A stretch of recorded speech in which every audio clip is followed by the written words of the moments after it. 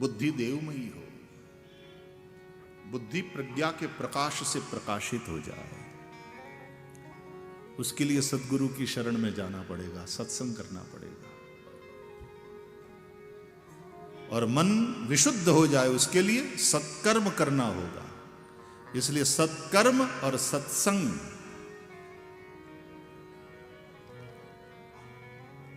8 घंटा सत्कर्म करो, 8 से ज्यादा सत्कर्म करो, क्योंकि कर्म में हमारा अधिकांश समय जाता है, तो थोड़ा समय सत्संग भी करो।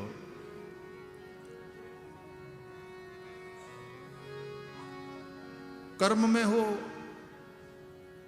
लगातार, भागवत के अनुसार कर्म अकर्म विकर्म, 11 स्कंद में इन तीनों की चर्चा हुई है, निमि और नवयोगेश्वरों के संवाद में। तो वहां कर्म क्या है? बोले वेदों ने जो करने के लिए बोला है वो करना कर्म है। तो वेद विहित कर्म को ही कर्म कहते हैं।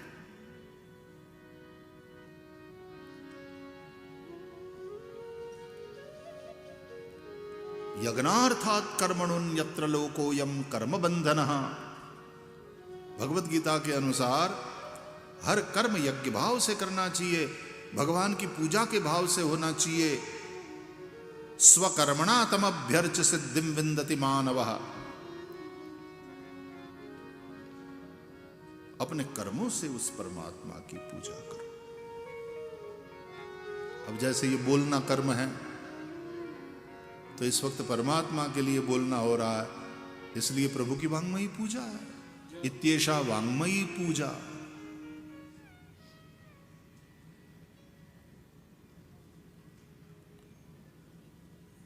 कर्म सत्कर्म, इससे मन शुद्ध होता है।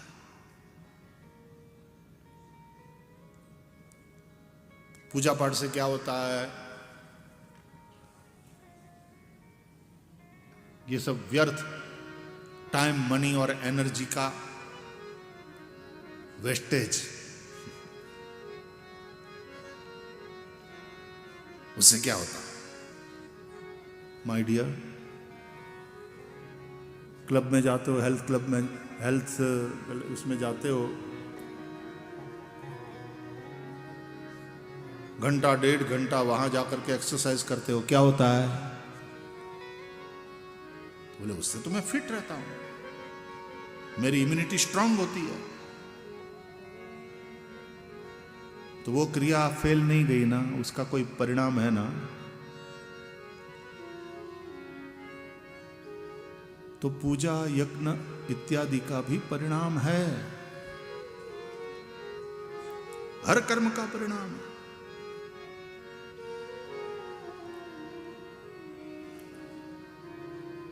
क्रिया और भाव,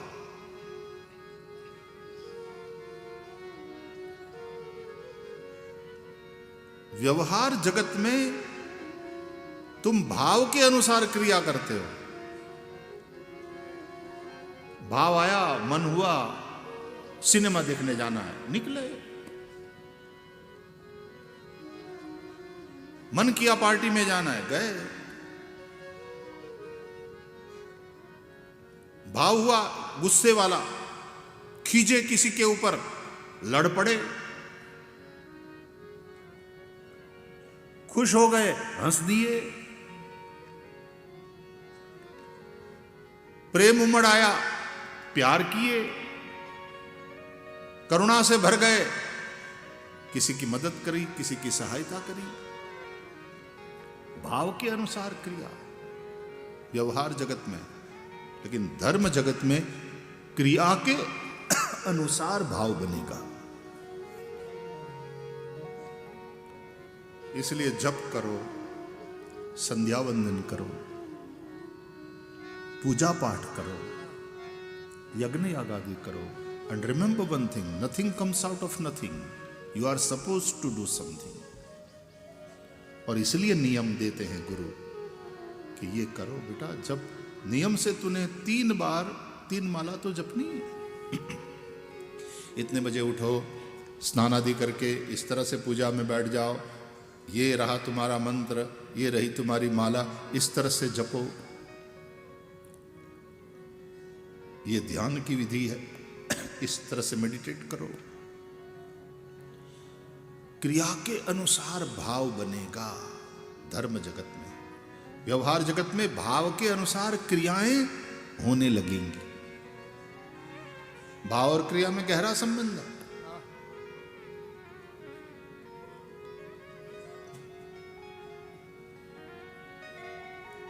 तो सत्कर्म से मन की शुद्धि और सत्संग से, स्वाध्याय से बुद्धि में प्रकाश। देवमयी बुद्धि देव की है, विशुद्ध मन वसुदेव है। You live in your emotions, you live in your actions, you live in your thoughts, and combination of these three, emotions, thoughts and actions, is your character. इन तीनों का जो कॉम्बिनेशन है उसको कहते हैं चरित्र।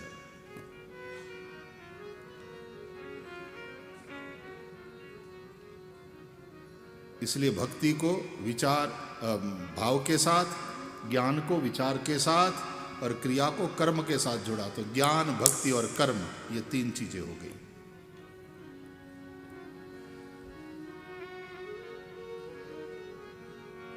मैं रसोई घर में हूं आणि तिथे जाऊन आम्ही स्वयंपाक करतात।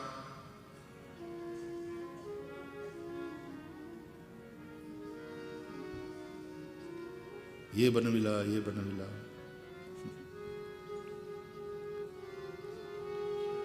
कौन सी रसोई किस प्रकार करना चाहिए उसका ज्ञान मुझे होना चाहिए, और मुझे इनको बनाकर खिलाना है, ये भाव मुझ में होना चाहिए। नहीं तो ज्ञान क्या है? पति को खिलाने का भाव ही नहीं हो, गुरु को जिमाने का भाव ही नहीं हो, बच्चों को खिलाने का भाव ही नहीं हो। रेस्टोरेंट में जाके खा लो, बाहर जाके खा लो, लेकिन मम्मी हमको तो तुम्हारे हाथ का चाहिए, तुम कितना बढ़िया बनाती हो। मम्मी इतना बढ़िया बनाना जानती है, ये मम्मी का दोष है क्या? मम्मी को आराम से बैठने नहीं दोगे? थक गई मम्मी। भाव यदि ये हुआ, भाव तो कोई भी हो सकता है, लेकिन ये भाव कि नहीं, मैं अपने हाथ से बनाकर जिमाऊंगी और मुझे वो बनाना आता है। हाँ, आना भी चाहिए, नहीं तो बनाती तो है, बनाना कर्म है। बनाने के पीछे भाव है, रसोई बनाने के, पकाने के पीछे भाव है। लेकिन यदि अच्छी रसोई बनाना नहीं,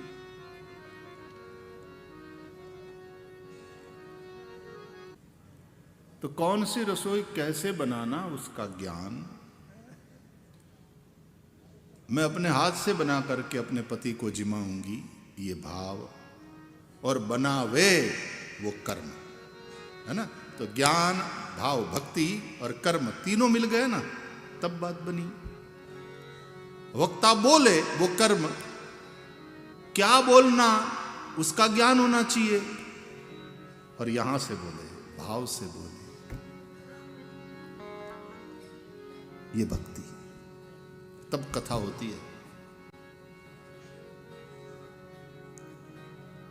तो हर जगह ज्ञान, भक्ति और कर्म तीनों का समन्वय।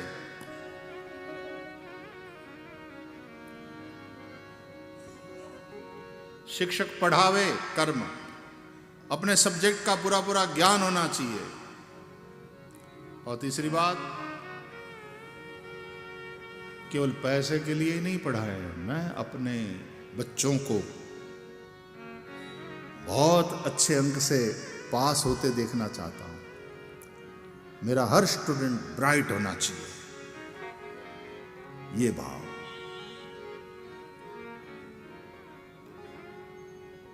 मैं पढ़ा रहा हूं इसलिए मुझे पैसा मिल रहा है, वो अलग चीज है। पैसा मिले तो पढ़ाऊं, भाव बदल गया।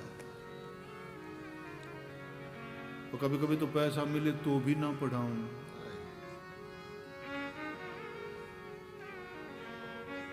नौकरी नहीं छोड़नी है, छुट्टी छोड़ के विदेश कमाने चला जाना है, ऐसा होता है।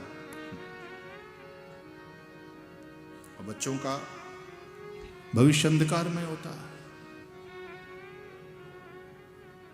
एक शिक्षक जब इस तरह से पैसे के पीछे भागने लग जाए, अपने बच्चों की अनदेखी, अपने स्टूडेंट्स की अनदेखी करके, your first duty towards your student, कि तुम पढ़ाओ, दिल से सिखाओ। और इसलिए कोई भी अ ट्रू टीचर, वो जब स्कूल में होता है उतने समय तक ही उसकी ड्यूटी होती है, ऐसा नहीं। He is on duty 24/7। A soldier जो सीमा पर तैनात है, वैसे तो उसके ड्यूटी के अवर्स है, लेकिन in fact he is on duty 24/7। एक सोल्जर, एक शिक्षक, सोल्जर भी लड़ रहा है, शिक्षक भी लड़ रहा है अज्ञान के साथ। उसकी लड़ाई उसके क्लासरूम में चल रही है। मेरा एक एक विद्यार्थी तेजस्वी बनना चाहिए, ये भाव, उसी को कहते हैं भक्ति। जिस प्रकार विद्यार्थी की भक्ति होनी चाहिए अपने गुरु के प्रति, गुरु की भक्ति भी होनी चाहिए अपने विद्यार्थी के प्रति। ये सब बच्चे मेरे आराध्य है, उसको पढ़ाना मेरी आराधना है, और अच्छे अंक से उसको तेजस्वी विद्यार्थी बना करके, और फिर अच्छे श्रेष्ठ इंसान बना करके उसको यहां से बाहर भेजना, ये मेरा लक्ष्य है। वो एक श्रेष्ठ अच्छा इंसान बने, एक अच्छा नागरिक बने, एक अच्छा लॉयर, डॉक्टर, इंजीनियर बनने के साथ साथ। इसलिए गुरु का रोल बहुत महत्वपूर्ण है। माता पिता के बाद तीसरा स्थान सीधे गुरु को दिया है। मातृदेवो भव, पितृदेवो भव, आचार्य देवो भव। आजकल तकलीफ यह है कि शिक्षक जो है वो गुरु बनने के स्थान पर नौकर बन गए। क्या करते हो? शिक्षक की नौकरी। भाव बदल गया। तुम अपने आप को क्यों गिरा रहे हो? शिक्षक नौकर नहीं है, शिक्षक गुरु है। और नौकर पढ़ाएगा तो नौकर ही पैदा होंगे। जिस दिन गुरु पढ़ाएगा, गुरु निकलेंगे।